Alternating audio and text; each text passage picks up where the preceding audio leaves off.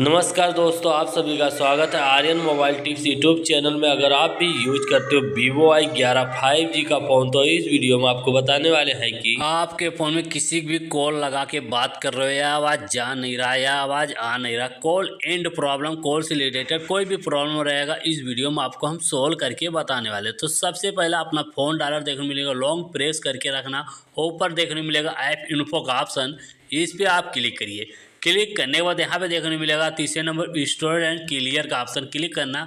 Left side पे clear storage का option है, इसी वाले ऑप्शन पे क्लिक करना। डिलीट का ऑप्शन मिलता है, डिलीट पे क्लिक करके बैक आ जाना। आप किसी भी कॉल लगा के बात करिए, आवाज़ जाएगा भी आवाज़ आएगा भी, कॉल से रिलेटेड जो भी प्रॉब्लम रहेगा 100% सोल्व हो जाएगा।